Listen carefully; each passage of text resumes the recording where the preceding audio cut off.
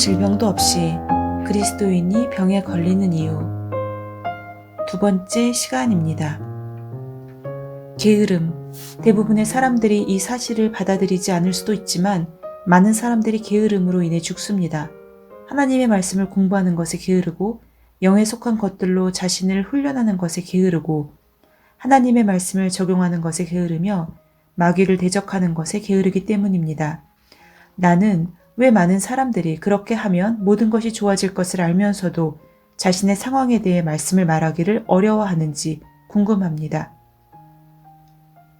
실제로 바울은 디모데후서 2장 1절에서 디모데에게 그리스도 예수 안에 있는 은혜 가운데 강권하며 그 은혜를 사용하라고 권면했습니다. 당신에게 속한 것을 사용하십시오. 당신이 그것을 매일 말해야 한다면 무슨 수를 써서라도 매일 말하십시오. 결코 지나치지 않습니다. 사랑을 벗어나 행함.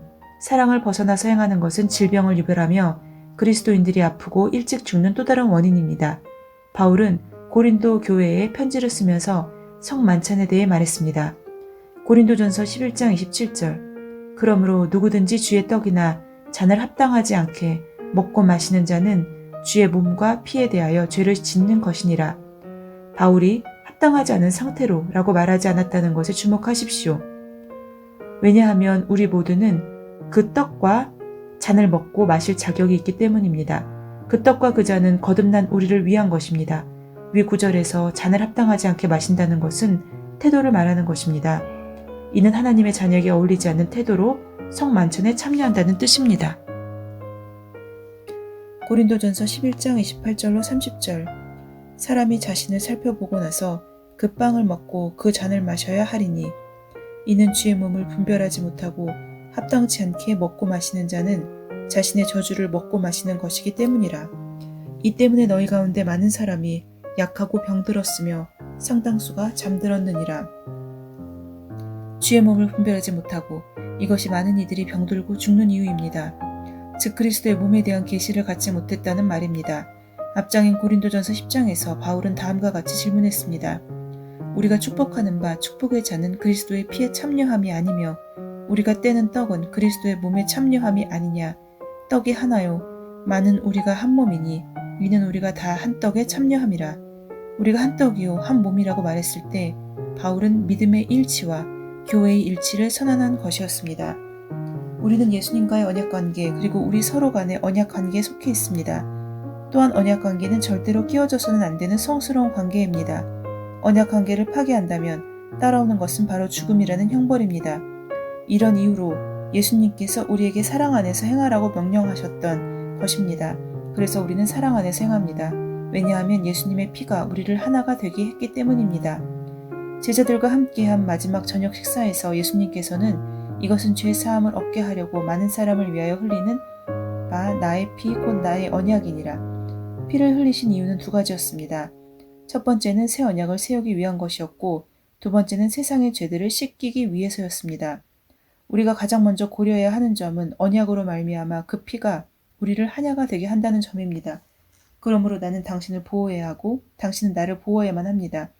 또한 당신은 나를 돌볼 의무가 있으며 나도 당신에게 그러합니다. 만약 그렇게 하지 않으면 당신은 문제에 빠질 수 있습니다. 즉 당신이 나를 비난하여 말하거나 반대하여 맞선다면 당신은 분명히 문제에 빠지게 된다는 것입니다.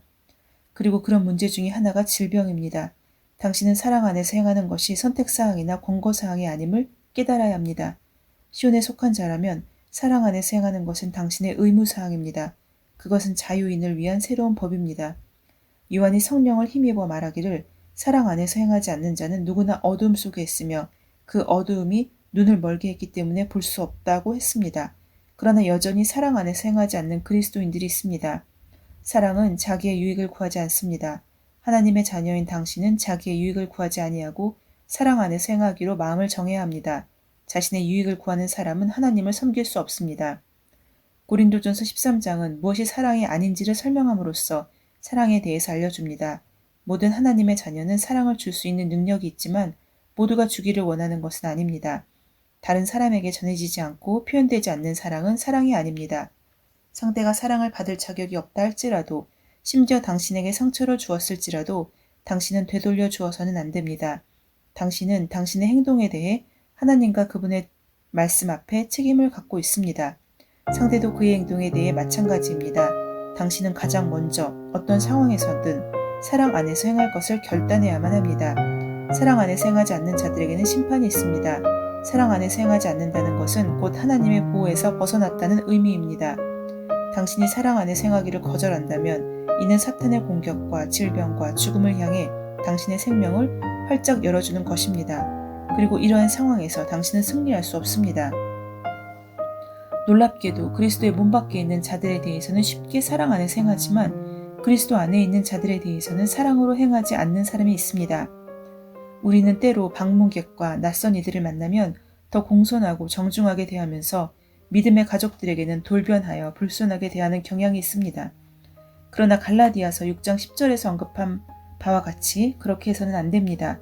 갈라디아서 6장 10절 그러므로 우리는 기회 있는 대로 모든 이에게 착한 일을 하되 더욱 믿음의 가정들에게 할지니라. 갈라디아서 5장 6절 그리스도 예수 안에서는 할례나 무할례나 효력이 없으되 사랑으로서 역사하는 믿음뿐이니라. 사랑을 벗어나서 행한다면 당신의 믿음은 역사할 수 없습니다. 그러므로 당신은 언제나 사랑의 보호 아래 계속 머물러 있어야만 합니다. 아멘. 오늘은 그리스도인이 병에 걸리는 이유 두 번째 시간으로서 게으름과 사랑을 벗어나 행함에 대해서 말씀을 나누었습니다.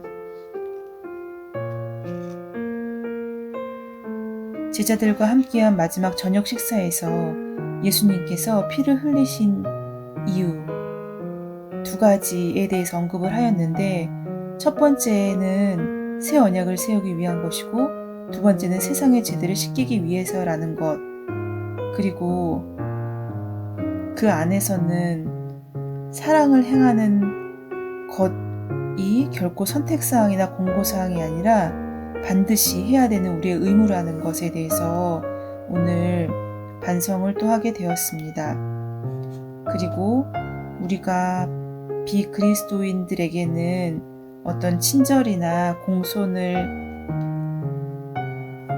보이기도 하지만 같은 그리스도인 혹은 다른 교회에 다니는 그리스도인들에 대해서는 오히려 더 불손하게 대하고 적대시하는 그런 마음도 있다는 것, 그런 것에 대해서도 또 반성하게 되었습니다.